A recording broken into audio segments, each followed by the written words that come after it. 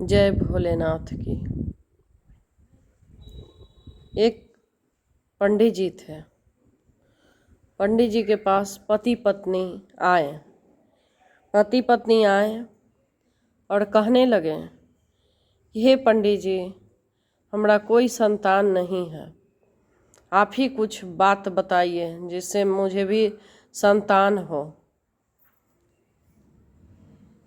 दोनों पति पत्नी जब बोले तो पंडित जी बहुत ज्ञानी थे, वेद के ज्ञाता थे, सारे वेद, समस्त वेद पुराण वो जानते थे।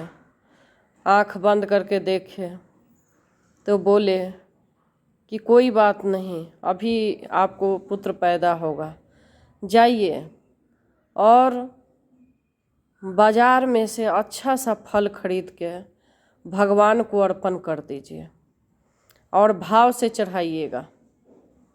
जैसा भाव से चढ़ाइएगा वैसा ही आपको पुत्र होगा।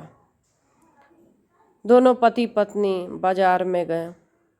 वहाँ जब फल खरीदने गए, फल देखे कि एक जगह 50 रुपये किलो है, एक जगह 10 रुपये किलो है, एक जगह 8 रुपये किलो है।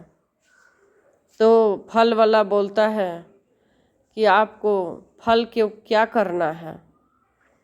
बोला कि फल हमको भगवान पर चढ़ाना है।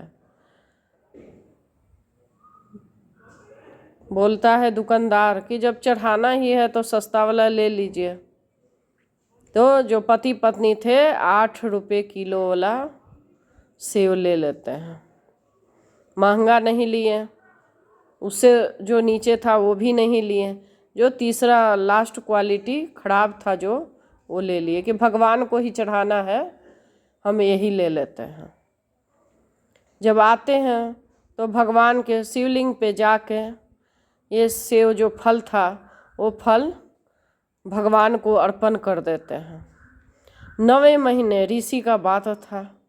पंडित जी ऋषि महात्मा थे, उनका बात तो झूठा नहीं होगा। उनको 9वें महीने पुत्र पैदा हुआ। वो पुत्र था और दिमाग उसका नहीं चल रहा था, मतलब दिमाग शून्य था, पागल टाइप का था। जब बच्चा बड़ा हुआ तो बिल्कुल पागल था बच्चा। जैसे जैसे पता चला कि बच्चा पागल है, दिमाग उसका काम नहीं कर रहा था। फिर दोनों पति पत्नी पंडित जी के पास गए। बोले कि पंडित जी, आपके कहे अनुसार हम भगवान भोलेनाथ पर जाके सेव फल जो था अर्पण किए, लेकिन मेरा पुत्र पागल जन्म लिया, उसका मति ज्ञान नहीं है। पंडित जी फिर सोचने लगे, आँख बंद किए तो देखे तो बोले कि कैसा फल अर्पण किया था। बताया कि ऐसा ऐसा 3 रंग के मार्केट में फल था, एगो बहुत अच्छा था, एगो साधारण था, एगो उससे खराब था। तो दुकानदार बोला कि यही ले लीजिए, भगवान को तो चढ़ाना है। तो बोले कि मार्केट में जब 3 रंग का फल है और 3 रंग के तुमको लेना है तो जैसा तुम चढ़ाओगे वैसा ही ना पाओगे। तुम सड़ा हुआ फल लिया, खराब लिया, अर्पण किया तो वैसा ही ना पुत्र मिलेगा। तुम अगर 50 रुपये वाला सेव लेता तो दुनिया में सर्वश्रेष्ठ तुम्हारा पुत्र उत्पन्न होता। उसके बीच वाला लेता तो आधा, मतलब आधा ज्ञान का उतना, जैसे आम आदमी है वैसा जन्म लेता। और तुमने जब सड़ा हुआ फल चढ़ाया है भगवान के तो मतिहीन तो आएगा, क्योंकि तुम्हारा तो दिमाग काम नहीं किया, तो बच्चा मतिहीन पैदा होगा। इसमें मेरा क्या दोष है बताओ? तुम जैसा करोगे वैसा ही तो भरोगे। इसमें थोड़ा सा भी अगर मेरी गलती है तो बताओ।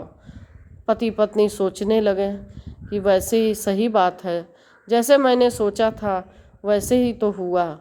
लेकिन हाथ जोड़ के प्रार्थना करते हैं कि हे प्रभु, आप तो इतना बड़ा ज्ञानी है, कुछ तो करिए जिससे इसका हमारा ये पाप नाश हो जाए और बेटा अच्छा हो जाए।